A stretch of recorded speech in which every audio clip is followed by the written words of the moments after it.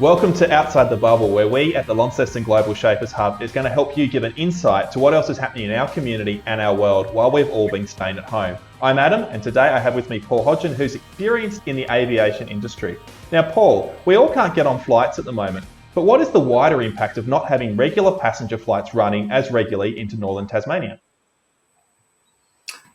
Okay, thanks, Adam. Well, yes, there was an immediate impact on the airlines themselves. Clearly, their business depends on substantial passenger volumes, and we saw an immediate impact from the airlines just cutting back on their capacity and to levels that are probably 1% of what would have been their normal monthly uplifts. And then that flows on into the economics of the operation of the likes of our airports. They're reliant on aeronautical revenues, but also then in their other revenue streams around car parking, car rental, food and beverage and the like.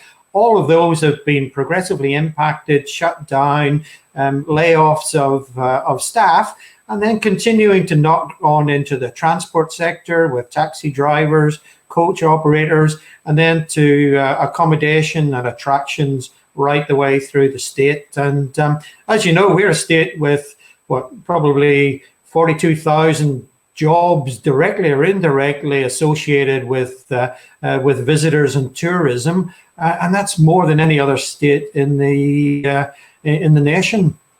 And it's it's been a huge impact globally as well. We're seeing many airlines now entering bankruptcy, and I don't think that list is has totally filled out yet. And we're actually seeing government step in to bolster airlines. The German government and Lufthansa taking a 25% take up in Lufthansa to keep them flying. So it's substantial. On the contrary, though, the air freight business is performing extremely strongly right now. The logistics chains need to be there.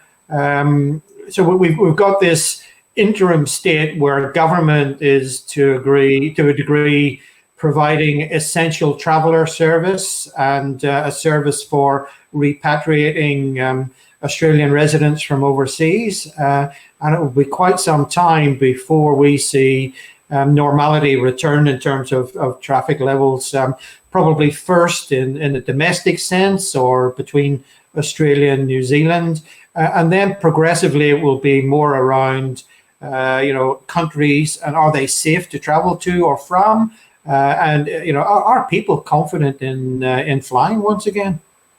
And obviously from that, like from your experience, what do you think air travel is going to look like in the coming months and years post COVID-19? Well, some big changes afoot there, I can see. Clearly, the whole aspect of fit to fly, and that might be everything from capture of customer information through to potentially health screening prior to departure. And then we get into masks or no masks. You look at the impact that 9/11 had on security screening immediately after that occurrence. So what is post-COVID going to look like? Could be radical changes to check-in processes, to boarding processes, and then the on-board experience. Will we see crew with masks? Will we see changes to our in-flight service? And I guess the big elephant in the room is social distancing's on board. Perhaps the airports, through their facilities, will need to make some alterations to make provision for social distancing. But then when you get inside the aircraft itself, the idea of middle seats free or row free, that really goes to the heart of the economics of the operating airlines and their business models. So, how viable is that going to be? Or indeed, what impact could that have on the sort of fare levels that we see customers having to pay to make that sort of an operation viable?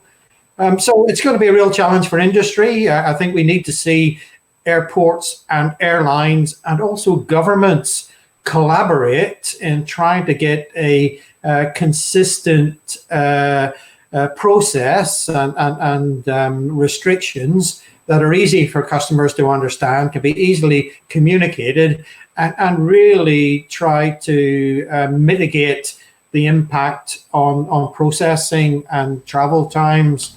We need to make our travel convenient and safe. Excellent. Well, look, thank you so much, Paul, for joining us today. And look, if this is the first time you've joined us, this is part of a larger series as we explore different parts of our economy, our community, and the globe. So please take a look at the other videos we've uploaded. And if you want to find out more about the Launceston Global Shapers Hub, just connect with us online or find out more at globalshapers.org. Thanks, and we'll see you next time.